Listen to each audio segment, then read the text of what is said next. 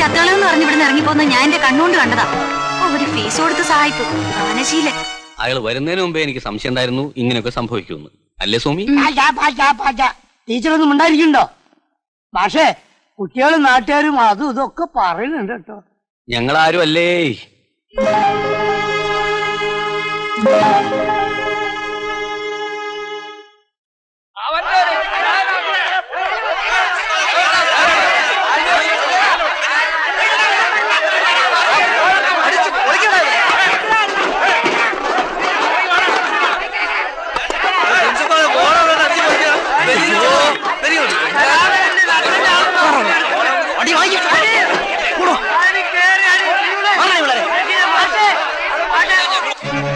എവിടെ പെങ്ങള്? എന്തോ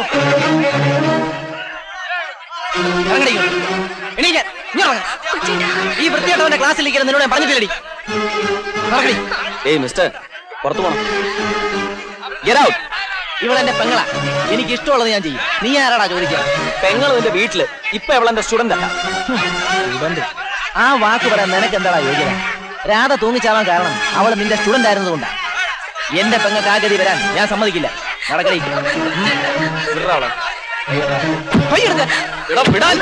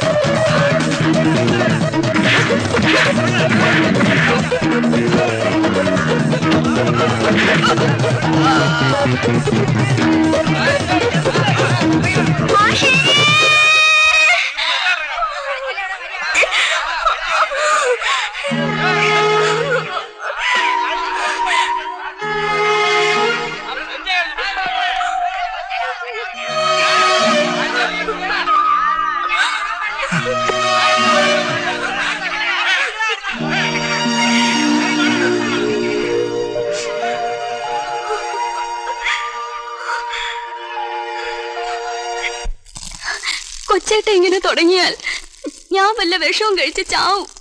അങ്ങനെയൊന്നും പറയല്ലേ മോളെ, അവന്റെ വിവരമില്ലായ്മ അല്ലാതെന്താ. കൊച്ചേട്ട മൂലം എന്തെല്ലാം കുഴപ്പങ്ങളാ ഉണ്ടായെന്നറിയാമോ? അനന്ത മാഷെ ഒത്തിരി ആക്ഷേപിച്ചു, മാഷുമായിട്ട് അടിയുണ്ടാക്കി.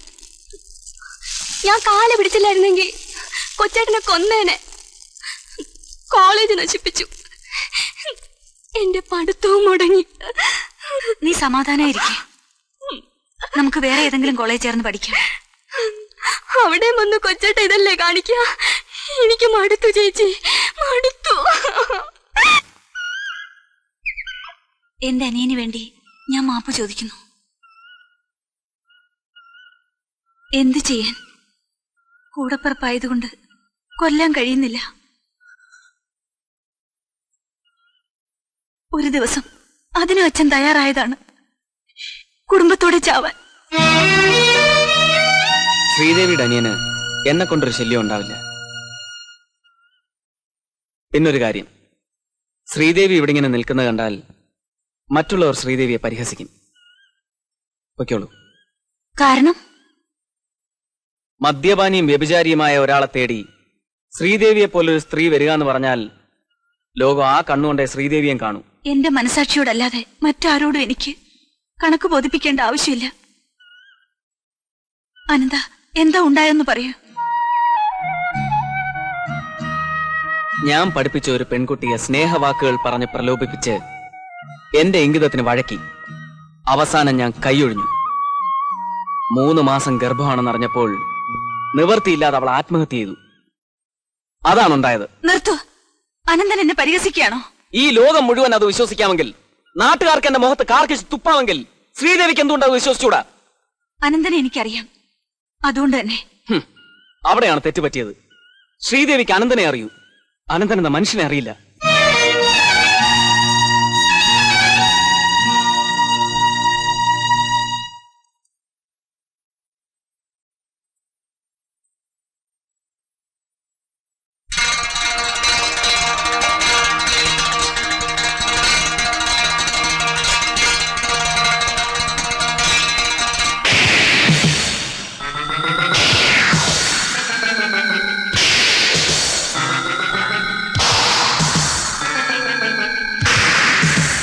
എന്താ മാഷ ഇവിടെ?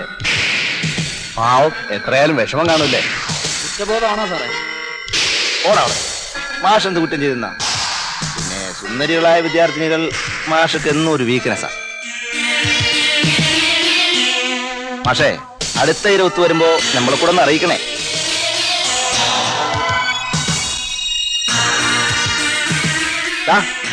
ഈ നാട്ടുകടന്ന് അധികം നീ പറഞ്ഞാലേ അടിച്ച് നിന്റെ എല്ല് ഞാൻ ഓടിക്കും. അതിന്റെ മോനെ ഞങ്ങളുടെ മാഷയുടെ എല്ലൊടിക്കേണ്ടത്. എടിയടി കളവിത്തള്ളേ, പ്രായം ഞാൻ നോക്കില്ല. നീ എന്താണ് നിന്ന് വിളിക്കുന്നത്? അവൻ പറഞ്ഞത് കേട്ടില്ലേ? മാഷയുടെ എല്ലൊടിക്കുന്നു. എന്നെ വിളിച്ചത് കേട്ടില്ലേ? കിളവിത്തള്ളേന്ന്. അനാവശ്യം പറയുന്നോടാ ഗുണ്ട, റൗഡി, തെമ്മാടി, ഇഡിയറ്റ്, ബ്ലഡി ഫുൾ റാസ്കൽ. സർക്കാർ കളിയുടെ പൊട്ട.